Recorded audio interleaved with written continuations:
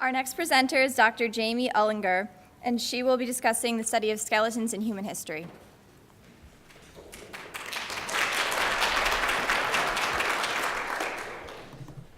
All right, I'm an anthropologist, which means that I'm particularly interested in the intersection of human biology and culture. And that means that I'm looking at, in particular, burials and then the skeletons that are in them. So as a bioarchaeologist, I'm looking at human biology and culture in the past, which we might often think of as looking for treasure, but in fact, that's not what we're doing. What we're doing is a lot cooler, which is looking at bone. Your skeleton is very sensitive to the environment, so the things that you do every day are actually recorded in your skeleton. And so we can ask questions then about the past and about human health.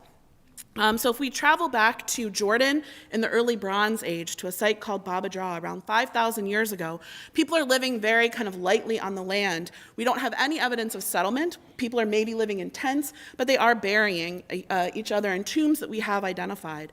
About 100 years later, they're living in a much more densely populated settlement. There are walls, there are permanent buildings, and we want to know what effect does this urbanization then have on health. So we can look at the skeletons. One thing that we have found is that if we look at their teeth, people in the later time period are losing a lot more teeth before they die. And so then we wonder, well, why is that happening? Well, one reason might be that they're actually growing a lot of orchards in the later time period, so they're eating things like figs and grapes, and these soft, sticky foods are causing cavities, which make their teeth fall out. Another thing that we've looked at is that in the rest of the skeleton, people in the early time period have right legs that look a lot different. They have modifications at their ankles and at their toes that suggest that they are hyperdorsiflexing their feet and ankles for prolonged periods of time, but only on the right side. So we wonder, why is that?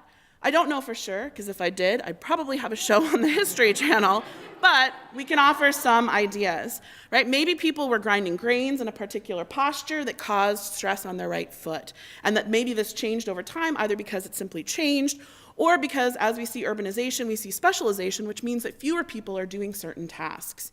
And so I ask you to think about what are the things that you are doing that are impacting your skeleton that anthropologists in the future might look at to deduce what we did on a daily basis and what our culture is like. Thank you.